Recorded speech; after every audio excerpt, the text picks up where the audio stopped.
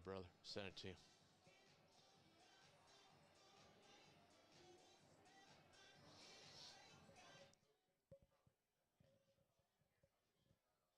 Yep. That music is actually outside. It's not. I don't think it's in So here. we need him anyways. No, it's playing. It's playing in here. It's coming out this speaker too.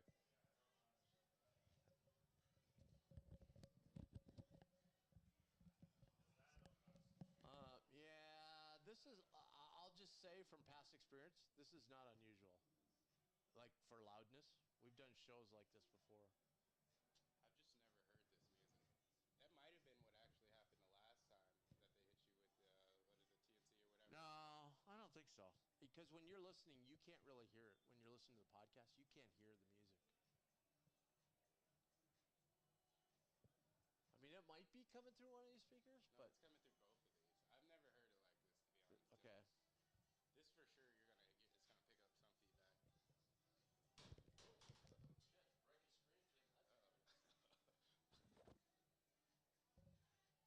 Oh yeah, okay. Yeah, no, that's kind of blaring. It'd almost be like your intro. This is party, right? Something.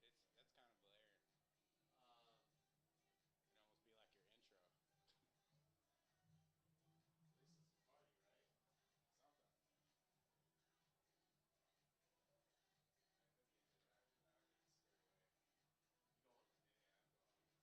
I'm going. I moved now. I don't know where it's at. Ask Tyler. Tyler, puppy. Someday we'll know all the ins and outs, and we'll be able to just make it happen. Oh, did you? Yeah. I can hear it's a lot softer. Yeah, yeah. I just wanted to make sure I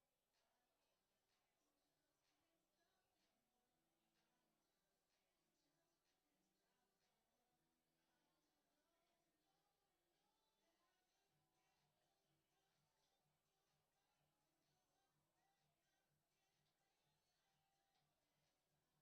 Make somebody mad. Now where'd he go?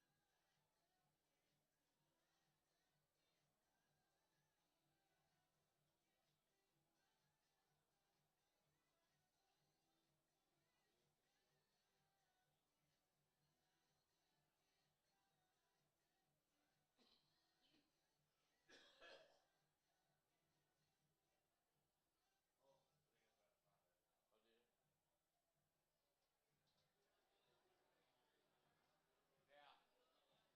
way. He's gonna come up. He'll come upstairs. He'll come up right here. Yeah. I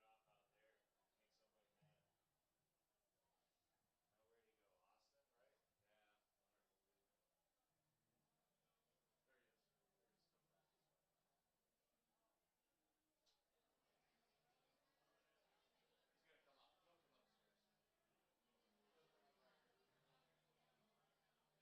He said it was DLE3. Yeah, I found that. There's a mute button right there. Who'd you talk to, Tyler?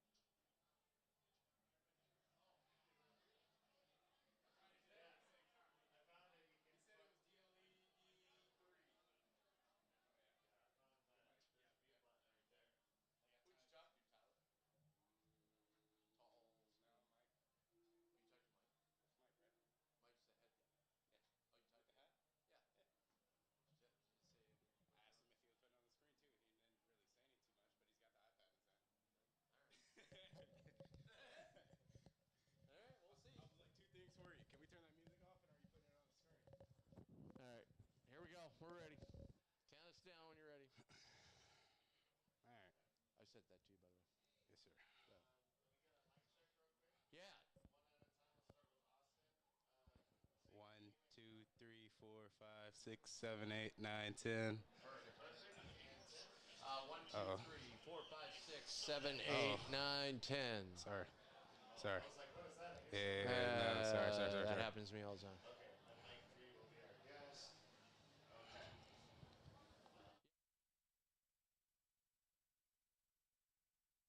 1, 2, 3, 4. Yep, I can hear.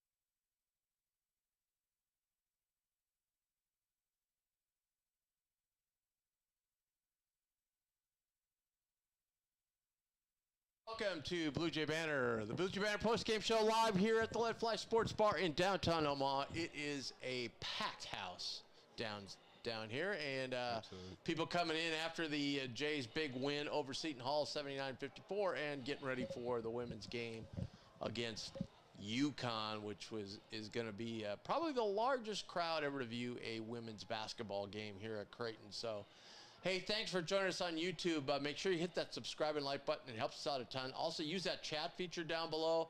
I've kind of started you guys off, so if you can start sending your questions, your comments, and so forth, check it out.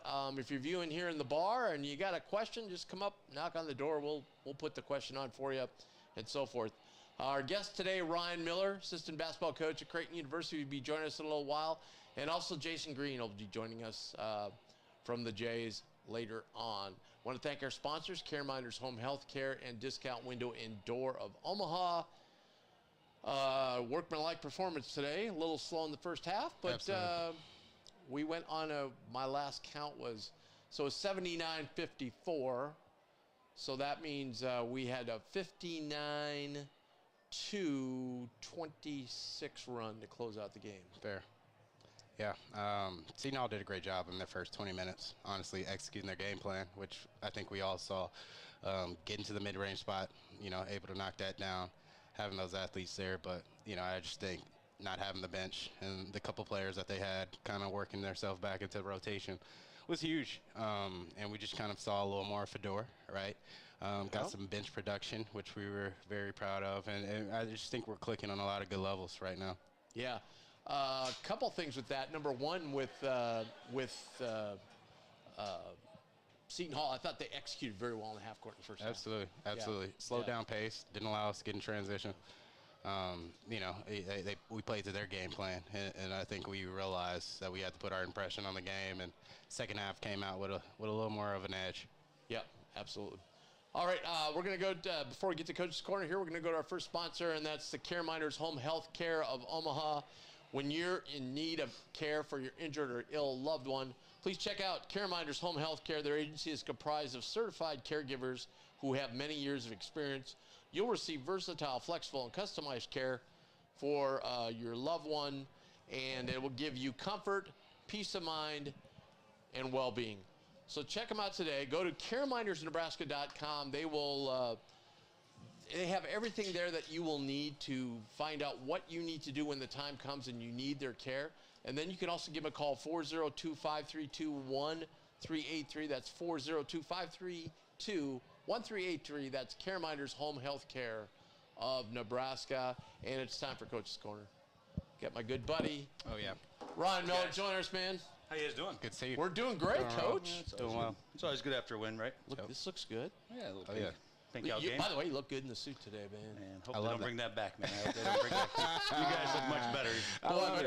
That was tough for Mac to pull that damn suit out of the Well, the closet. problem is, ever since I went to COVID, which was 5 years ago, and we went to more leisure attire, I haven't bought a suit since then, and obviously through the 5-6 years I've gained a couple pounds, so trying to sneak back into one of those gets a little tough. That's fair. So we had the open collar. Yeah, I like that. And then my buddy said, boy, DK looks sharp. He goes, well, coach of Calipari, he's probably got 40 got a suits in million his suits. closet, right? Oh, yeah. Oh, you got the slick back in the suits, man. Yeah. We were just chatting about the game. I thought Seton Hall did a very good job at executing in the half court in the first half. Yeah, I mean, they obviously had a game plan with a couple of their guys out with injury, and they were really going to try to slow the tempo of the game and make it a possession game. And, we kind of fell into their hands a little bit first half. We lacked a little bit of urgency, and we let them know about it, and Coach Mack let them know about the second half. And we came out the second half with a little more urgency, and we were able to pull away. Yeah. I thought,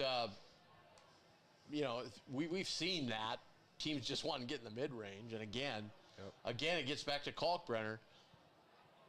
About halfway through the first half, he blocked one shot, and then that just kind of changed everything. Then all of a sudden, they weren't taking that shot as quickly as possible.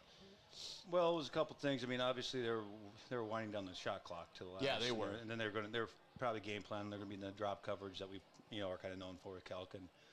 And okay, we'll get down to the last few seconds of the shot clock, and we'll throw up a mid-range shot. If it goes in, we'll be in the game. If not, it's going to be hard.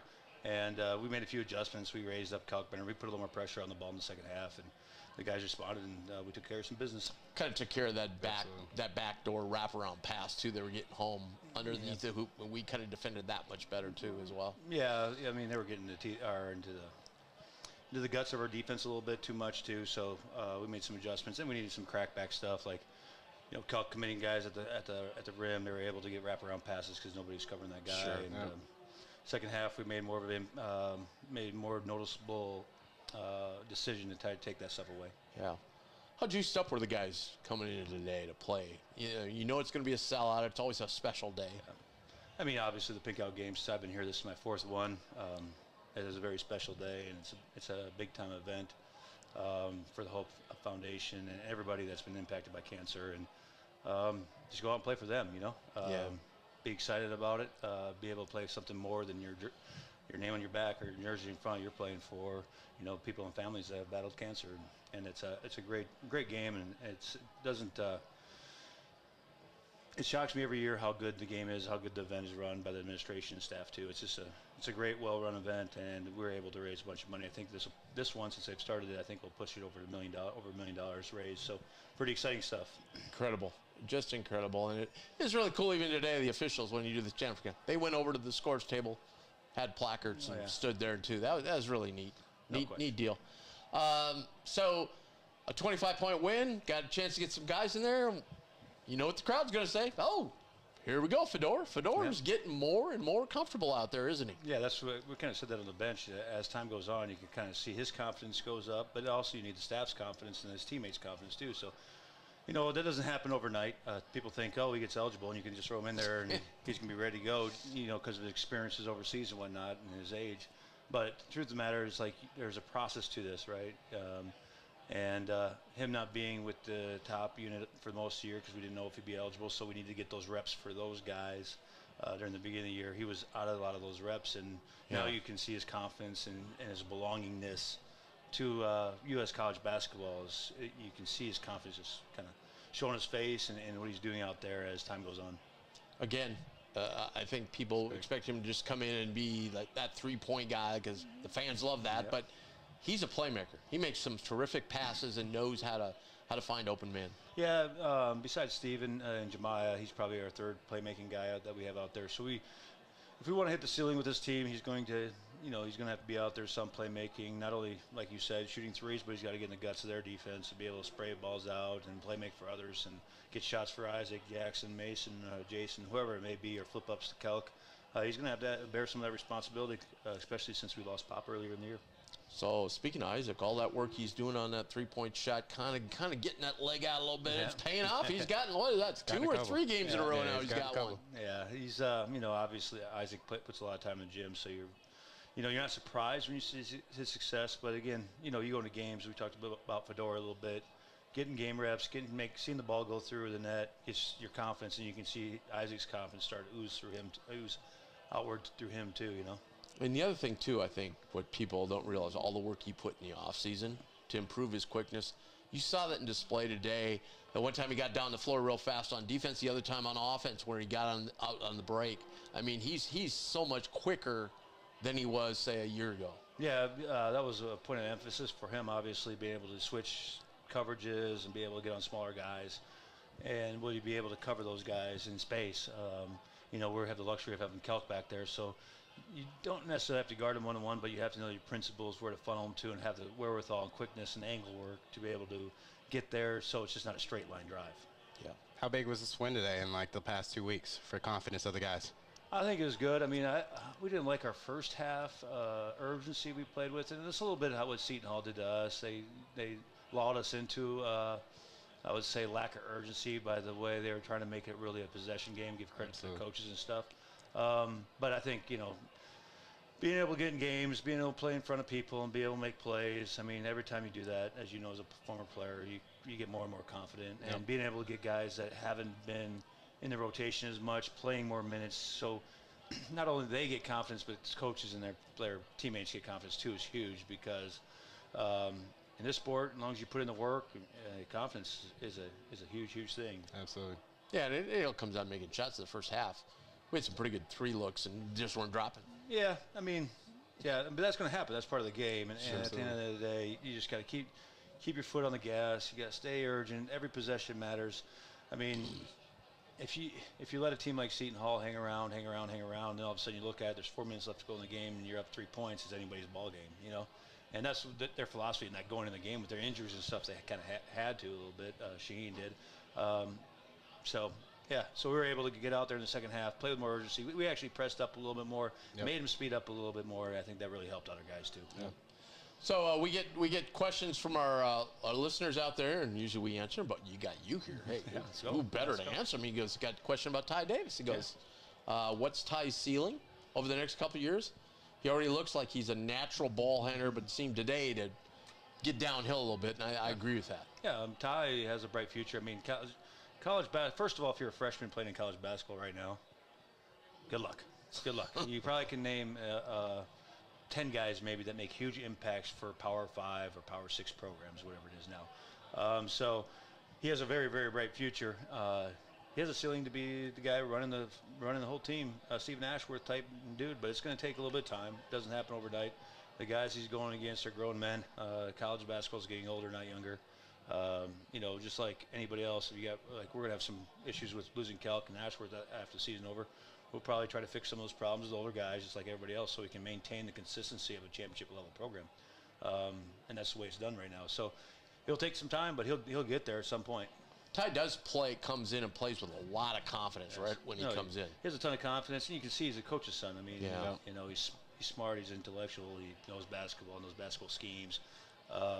But physically, and it's a process, like most guys right now. And one day he's going to be a really great Creighton Blue Jay.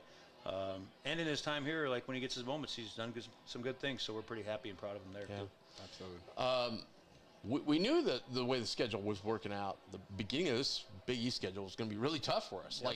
Like I keep telling people, I said we're the only team out there that's played the top 4, all played round robin so far. The other teams haven't played everybody yet. Yep. Okay, and we knew we got into this stretch. Now there's some games, we get some home games after that long road trip. We're getting some home games and so forth. And the next one comes Wednesday. However, Wednesday, a Xavier team that now's got Hunter and Fremantle back. They're a formidable basketball team. Yeah, well, Xavier's maybe, I was talking to Coach Kellogg earlier today, maybe the most talented team or the second most talented team, I think, in our league. They've had some injuries and whatnot with Fremantle. That's kind of made them go up and down a little bit, but they're capable of beating anybody in our league. As they showed against Marquette. Exactly right. And St. John's, they were up 16 and gave away a big lead at St. John's at the Madison Square Garden. So very, very talented. They have a couple kids that we went after in the portal, in Maddox and Conwell, and they're very talented players. And, they're going to come here with a lot of confidence. They have a big game tonight. Is it Uconn, I believe? Yeah. Yep. Yeah, big game tonight. Is that at Xavier or Uconn? At Uconn, I believe. That's at Uconn. So that's going to be a big one. I mean, but if they win that game, they're playing with a lot of confidence, and it's going to be a tough game. I mean, I think this next 5 games, and obviously you can't look forward ahead, but the next 5 games will probably define where our season goes. I believe it's Xavier, and in there you got Providence and Uconn. At Xavier, sorry. Yeah, it's at Xavier. That's what I thought. Yeah. Oh, that's Xavier tonight? At Xavier. So, yeah. Because they've already played at Uconn. They lost in overtime at Yeah, Uconn. that's right. Yeah. That's right. So I think the next 5 games are really going to define where our season goes. I mean, Xavier's in there, and then we got Providence. Providence, I believe. Villanova, Providence. Villanova, Providence on the road, and then we got the big ones, Uconn and Marquette at home. And then after that, we get St. John's on the road. Yeah. So yeah, next really, 5-6 games can really define where we're at. Hopefully, we can get all of them. You go 5-1 in the next 6, so you're sitting pretty good. All right. Well, great work. Thank you. Can't wait for Wednesday. Absolutely. I appreciate you guys. Be a big game. Sir. Thank you. All right. That's Coach Ryan Miller. And by the way, sponsored by Care Miners Home Health Care of Nebraska. Check them out. As we gave you the phone number, 402-532-1383. That's 402-532-1383. Or go to careminersnebraska.com.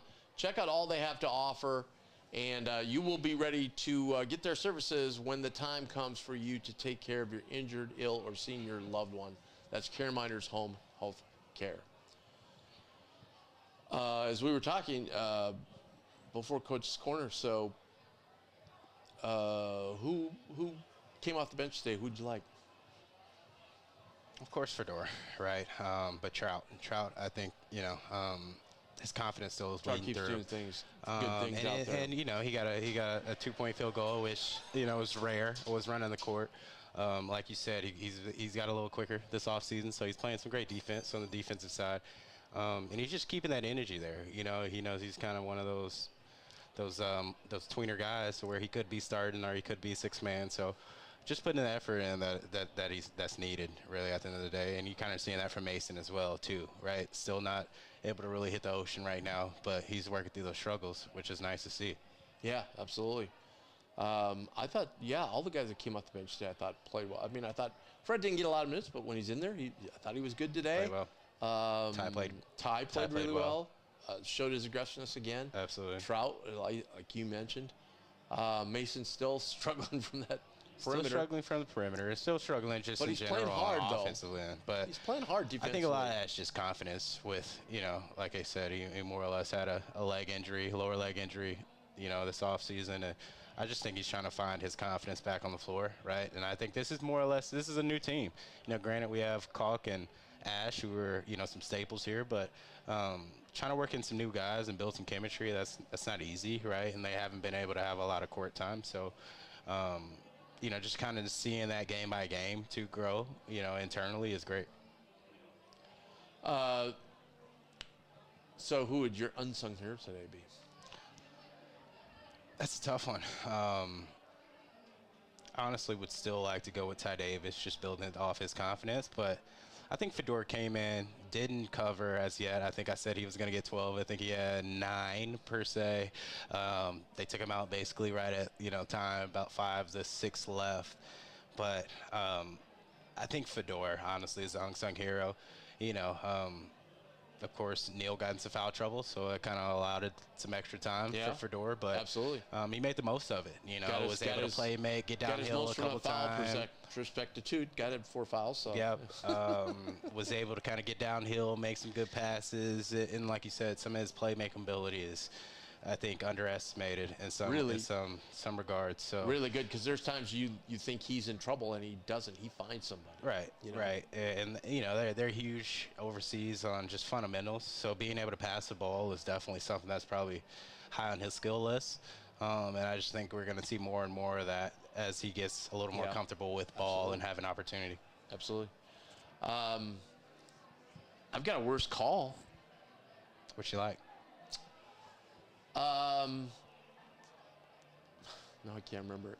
It's tough with a game like this, right? Like, you know, like it was worst in the call. second half. It's like, it was in the second half, okay? There was a foul called on a steal, and I didn't think, I don't know what happened there. There was also there was another missed call on a pick and roll when the crowd went nuts when they were booing. That was in the first half. Yep. When Jemiah got his quite second, a bit tonight, though. when Jemiah got his second foul, I thought that was an illegal screen, because they called it. Right before that, they called one on Jackson. By the way, Jackson got his money worth on that illegal screen. Yep. That got laid out. Absolutely. But I thought that was a kind of pretty iffy call too. But again, like you said, when it's a 25-point game, you know. Yeah. You know, I'm kind of reaching right now, but. I didn't have too many questionables. You know, I just think refs just trying to make it somewhat of a fair game at times. So, you know, some of those can go either way. But, I had another one. I'll think of it later. I think that free court one, you know, open court, more or less, you know, to a player's eye or a coach's eye, there's somebody trying to stop the fast break, too. That's one of those European fouls generally. So I think refs here in the States are getting, you know, better at seeing that before it gets to, you know, the intentional as well. So that might have been somewhat of that one, but yeah, I think it was a more than fair game for the most part. Started off the second half, Seton Hall was fouling quite a bit, right? And I think we started, you know, ramping up a little pressure as well too, but I thought it was a decent game. They came out very aggressive in the second half, and Kalk was getting held in there. And, they were. You know, they were. Crowd just which they called a few in the first half too, though. Yeah. I think that was a lot of probably their game plan, right? Try to bully us in a little regards, and I think you saw that. And that's why I think it was so implemental for Mac to really just get the ball in the Kalk, especially early. You know, there were some where we saw him force some up in between double teams, but him being the presence that he is, was able to kind of finish some of those that and just show that our toughness is, one of our strong suits, but it's something that we generally put on the back burner. I liked it. I liked it. Yeah. Yeah, I mean, it was a nice game, too, because 25-point win, and yet Jemiah, basically Absolutely. our third scorer, didn't do much today. Yep. And that's kind of been, the tell of the season right now. So I just think, too, we've found ways to win and find ways for to produce offense, right? And Ash was the one to get it going behind the 3-point line in the first half, which really kind of held us in this game, honestly, for a while there. That, got into foul trouble. I think he was a little mental in his game, too, on side of things, and just a little reserved in aspects that maybe shouldn't have been, but got in some foul trouble that, Fedor got another chance, was able to, add some of those buckets. And Trout just, played exceptional, too, knocking down, absolutely. some big jumpers. Absolutely. That and one, as you mentioned. Yeah, we shot kicking the leg a little bit, but he got it. He's been working on that. Yeah, well, because people were like, "Why are you doing, Isaac? What are you doing? Like, you don't need to do that." And Isaac goes, "No, I'm working on this." And then everybody was a little skeptical. Now he's gotten 2 calls in 2 games in a row. No, I hear it. I hear that. And I honestly think he's a call I wish they wouldn't call, frankly. Yeah, I'm not a big fan on it. Unless you actually just clearly run that guy off, run him out of 3-point line. But, it works. It works for us. Savvy veteran. It works for us. You could say that, but until it goes the opposite way for us, we're going to be a little. Well, he might get somewhere. We're gonna be on the side hey, of it. Here's what you do: is you keep doing it if they're going to keep calling it, and then when they stop calling, you're like, all right. But that's the fine. thing with the refs, right? They make notes, and they're mental notes, and the refs probably saying, "Hey, I might have not should have gave that because of the kick of the leg." They watch film as well. Right, so the next game maybe it could be offensive because that's technically an offensive foul. That technically is, right? Yeah, so but they're going to be a pivotal point. You rarely see that one. You rarely, but that's the thing. There's a buildup here, right? And that's what I don't want to see. There's going to be a pivotal game, a St. John's, a Uconn at home. That happens. Now it's offensive, close game. Now we're going the other way. Yeah. That's a momentum changer in a lot of regards. And I don't want to say they're more or less baiting him up, but I could just see I foresee that happening. Hey, but you know what? Pretty impressive. He still knocks the shots down. Yeah. You know what I mean? Absolutely. Absolutely. Great concentration. And once a shooter like that, once it leaves the fingertips, really there's not too much more you're worried about. He's shooting with such great confidence right Yeah, now. right. But it's rolling over into the other parts of his game. Like, he's become a pretty decent defender now. And for him to hustle down the floor on that fast break, that was huge. Because I was like, who's Astros going to throw this to? And there he was. A lot of Mac's philosophy, right? If you're not playing defense, you're not playing offense, right? And so I think, too, when he went through his lows, some of that was how do I get energy back, right? And when you're getting stops, that provides good energy going down the opposite end. And I just think that he's stuck with it, which a lot of these guys have. And that's just, a big upside to Mac and the group of guys he has. Coach Miller talked about the intensity at halftime. 20 points is what we allowed in the second half. That'll get it in. That's pretty high level. Yeah. Granted, I think some of that was fatigue. We just kind of wore down on, their numbers and what they had on the opposite side. And, we got some high-level players, and you can only hold them back for so long. And then you start getting into T for D, breaking down their defense. They weren't rotating as well as they were early on in the game. Starting to get some of those spray outs. Jason even hit one today. So, I just think, too, there was a lot on the game. It's a big event today, playing for a cause. They came out with energy to start, and I just think we knew what we had to finish at the end of the game. Yeah, absolutely. We're waiting on JASEN GREEN. It's going to take him a little while to get over here. They've got some post-game duties when it's pink out. You got to go down and meet the families of the shooting shirts who auction off the shooting shirts and so forth. So, but I was assured that he'd be on his way shortly. So that takes a little bit of time. Yeah. What was the pink out games like for you? They're great. Great events. I've lost a couple family members of cancer as well, so it hits home emotionally, definitely. But it's just a good time event, you kind of wrap the community around you, and you just kind of see, what that means for other individuals at times that you're just playing for something bigger than, like Miller said, than what's on the front or on the back of that jersey. That it kind of gives you that selflessness that a lot of these guys need, especially in this NIL stage of where things are. It kind of brings them back to earth. So I just think it's good, man. great cause. You know, Mac's done a great job the past 15 years here with that. Unbelievable. And it's, you know, it just keeps every year, it gets a little bit larger, right? So him being an individual too, personally affected by it, that, you know, he has, you know, his own rights behind it. But, you know, I just think this was just a great event. You know, you do get to meet their family, you get to meet their extended families, taking pictures. They're just so appreciative as well. And it's just, you know, you feel that it means more than what the game actually is too, right? And it kind of takes you outside of understanding that there is more to life than just this bouncing ball. So, yeah, no, it's a great event. And it must be good for you guys too. Afterwards, you meet the people. Absolutely. Who donate the money to the cause and auction off the shirt. You're shooting shirts. And, absolutely. And yeah, you get to see maybe, you know, maybe their past ones or the ones that are still around, and you get to meet those individuals, see pictures, whatever that is. It's always nice, you know. And you know, like I said, that's kind of a good battery to kind of put in the rest of the back for the rest of the season too, going forward, because you're also playing for other people, right? So it's just some good, I think, for the players too. So we do want to talk some more about this game. We want to kind of preview the Xavier game as we're waiting on Jasen Green. But I do want to touch on the game coming up here in, what, about an hour? Yep. Over at CHI. So, hey, if you're sitting at home right now and you didn't know about it or what have you, head on down. Creighton and Uconn in the women's game taking on, tips off, I think, at 4:30. A fair amount of Uconn fans in the house here at Let It Fly. Absolutely, absolutely. They got a staple coming down from Minnesota, and you know, she's in the house tonight. Is big time collegiate player. Absolutely, one of the top NIL collegiate athletes. So you know, all due respect, you know, she's a great player. You know, but our Blue Jays are 6-0, so they're hoping to kind of spoil what she's got running right now. So. Looking forward to a great game. You know, I think it's going to be a big one.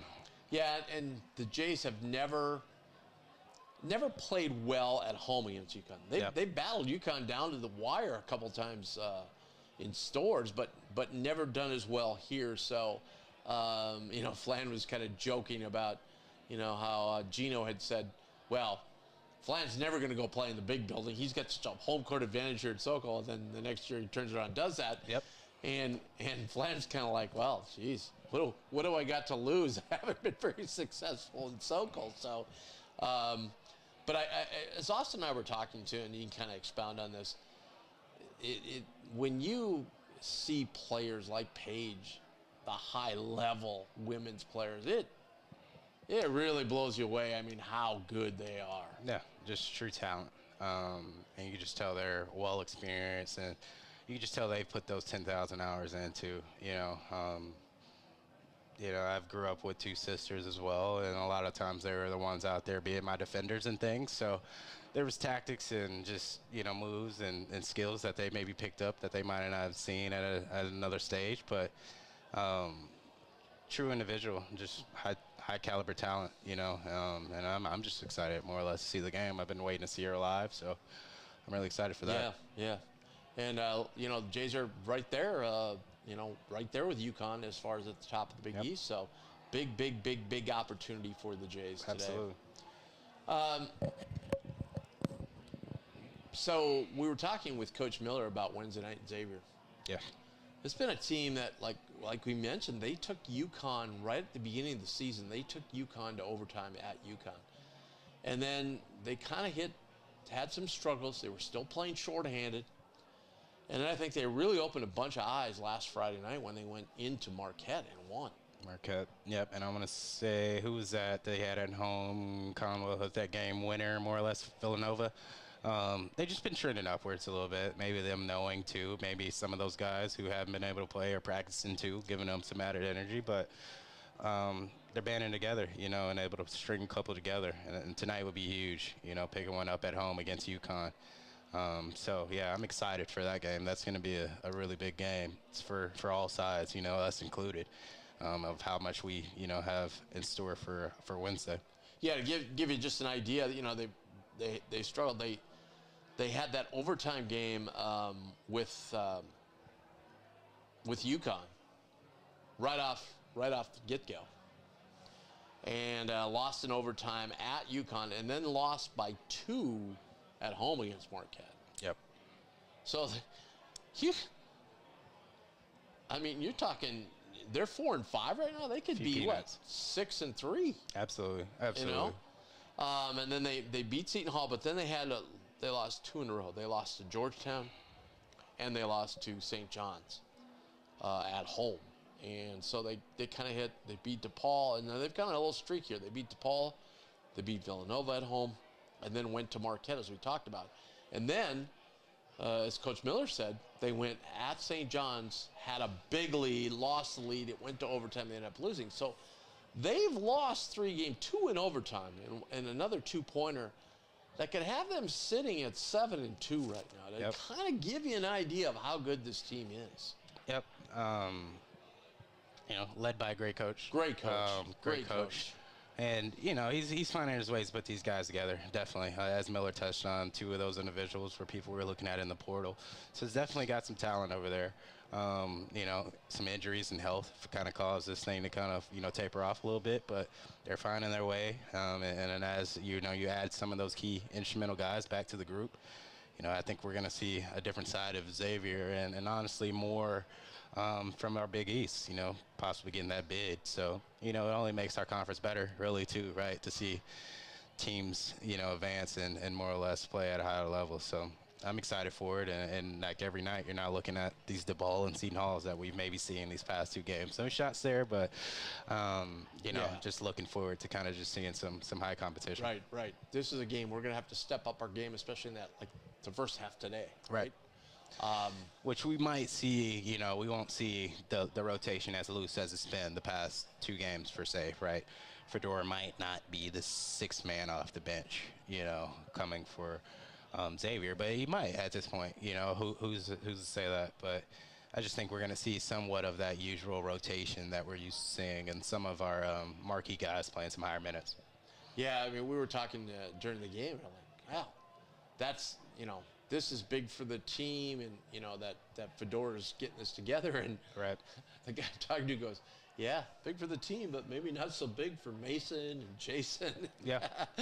You know, if they don't up their game as well, then they're going to lose some minutes, you know. Yeah, but that's just part, and Jemiah, that's too. a part of the beast. You know, I can't say Jemiah right now is going to lose minutes, but today just kind of worked. You may be more comfortable giving him a break, I guess. You know what I mean? At times, you know what absolutely, I mean? absolutely. And just knowing too that you have a guy, one like Miller said, not only does he trust the guys trust him, and also the coaching staff trusts him, which is, you know, the priority in a lot of that. So I think a lot of his just big disadvantage too is, like he said, not playing with those top guys, having the chemistry maybe he should have, and more or less on the defensive end. I just think there's some schemes and things too, the way Mac, you know, has his defense running and the tactics there that generally isn't seen in different aspects of overseas, that now he's starting to work in on that end of the court. And, you know, maybe we'll see him. We'll see how this next couple of days go of practice, but looking forward to it. You know,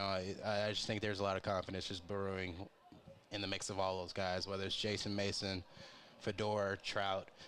I think they're all happy with their roles, right? Because I just think they're more prideful on the success of the team right now rather than individually. And that's, you know, that's what it takes to have a championship caliber team rather than having, you know, high level guys really most days. So I'm just I'm looking forward to just seeing how they build on that. You know, of course, once Mason comes and he hits a couple, you know, that's going to change the trajectory of this team. But I just think they're doing a lot in a lot of different areas that, you know, they're making up for just scoring, you know, and that's kind of been our downfall in a lot of it. We might have some of the best teams in the nation, but we hadn't been able to actually figure out the defensive end or maybe the scrappiness aspect.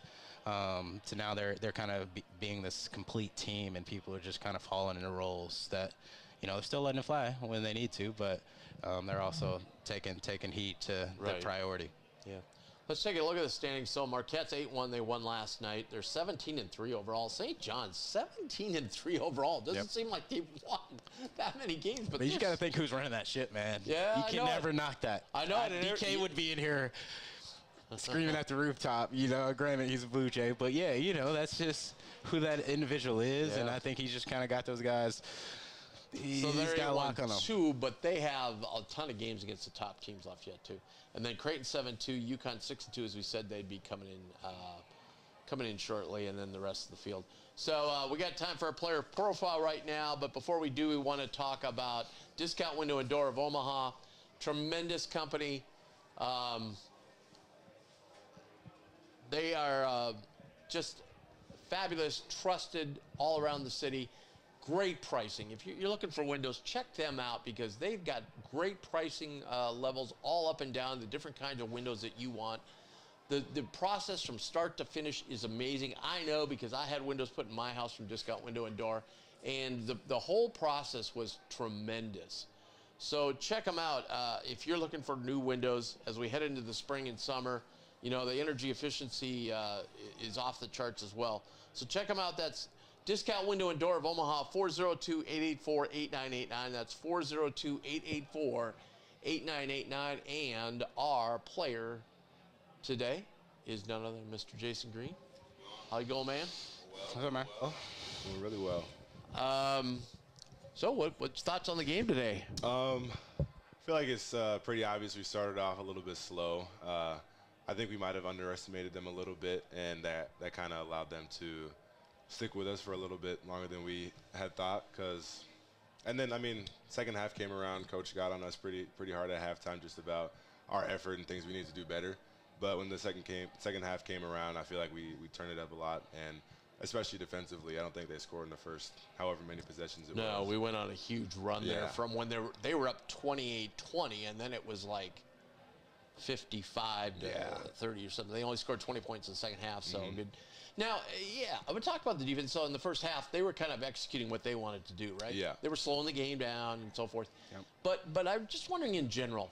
So, you know, we play that drop coverage, and teams have always tried to get that 10, 12-footer, and we try and make them shoot that because a lot of teams aren't comfortable shooting that shot. When you're out there defending, whether you're on the wing, down in the post and stuff, and you see that happen, are you to a point where you're like, okay, that we're okay with that shot, or oh my God, there's a guy open? Right. I mean, I feel like with our defense, we just got to stick with it because teams aren't going to make that shot all game. Like, there's going to be times where they make a bunch of them, and there's going to be times when they miss a bunch of them. And the first however many minutes, they weren't missing them. But that just happens with the type of defense we play. But we also kind of took into consideration, like, there was a player out there that we didn't have to guard as much on the three-point line, so we kind of had one person sit more in the gap. That's the adjustment that we made, and it helped us, like, a lot. Like, throughout the second half is kind of when we made sure that we put that guy in the gap to make sure that they didn't get those mid-range shots. I got to ask you another question. This is gonna sound really stupid. So when you're out there, and, like, the game, like, the first half was going along, and, you know, the drop coverage, and the guys are hitting the shots, and then somebody might say, well, I'm gonna take it inside here. You just kind of go, oh man, I don't know about that decision. Yeah, I mean, that's kind of what we're waiting for. We're waiting for him to challenge Kalk at the rim, and I mean, whenever they do it, you see what happens. He's averaging a lot of blocks so far, and I mean, he's just gonna keep doing that. So we kind of bait players into going in to challenging him at the rim, and you see what happens every time. You just run down the floor and go, look, dude. I can tell you from experience and practice, you don't want to do that. You don't. I might tell him the opposite thing just to get him to do it. Such tremendous competition, you know, at the 3-4 spot. You, Isaac, Jackson, Mason, and now Fedor, and Jemai. I mean, you guys have a lot of different pieces you can roll in and out of. Yeah, we do. I mean, I feel like it's a really good thing for us, though, because we're all different. We're all good at different things. You are. You're all kind of different. Have different aspects. And that's why I feel like it's good that we have that many different pieces of the puzzle. Because if we need one thing, then we have to play for that. If we need another thing, we got another player for that. So I mean, there's not really a losing scenario in that situation. Yeah. Right. You you know, we're talking last 4 or 5 games about Isaac and how, you know, he's shooting so well in practice, just hadn't translated. Now it's translating to the games. He's getting comfortable. But I've noticed the last couple games, you're getting more comfortable from three. Yeah, I am. I mean, that three I had last game, that little dribble out, because my man was sunk so far off me because they're so focused on keeping the ball out of Kalkbrenner's hands. So it just gave me so much space to line it up, which was really good for me because I was able to get comfortable there. And then this game, I think I had an opportunity in the first half to shoot a shot, like with the shot clock running down, but I didn't do it. And Coach got on me a little bit about that. So, I mean, gave me the opportunity again in the second half, you know I'm going to shoot it. And then I'm going to shoot it confidently, too, because, you know.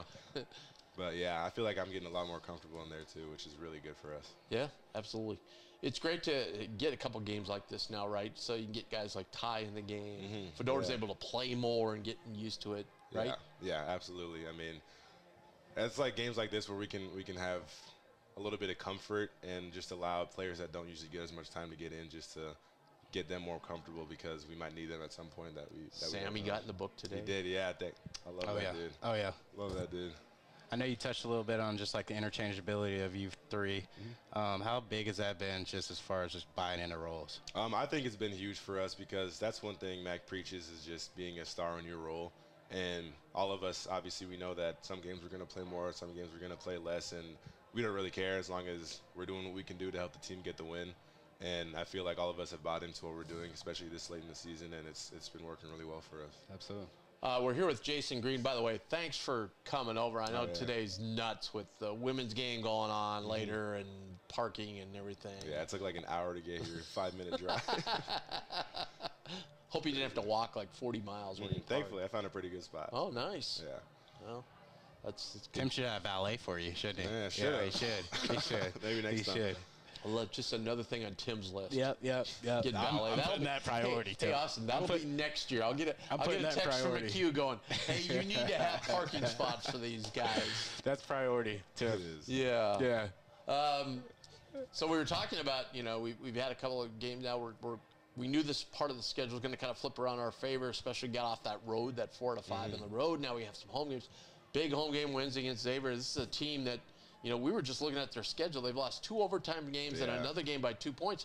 They could be sitting there at 7-2 with us. I mean, that's how good of a team they are. Yeah, they've had a couple bad breaks, but they're going to be as good as any team we've faced. So we've got to come into the game with the mindset of these guys are one of the best teams that we played, and we have to give it everything we've got. That's how we got to come into every game. Now, he's been hurt so much, I kind of forget. So have you played against Fremantle before?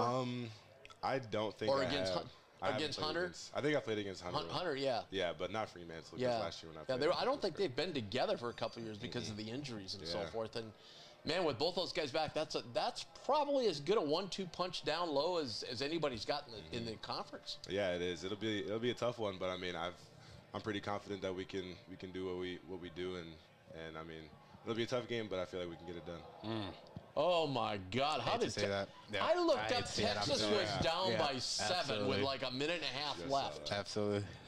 Wow! Oh, look at Mr. Texas. No, here. I was just saying that was a big time game there. That was. Wow! I turned around and I go, why is everybody going? They got Kaluma over there too now, so just one of the old boys. Why is everybody going so crazy? And I looked, and then dude threw up about a 35-footer that just hit off the front of the rim.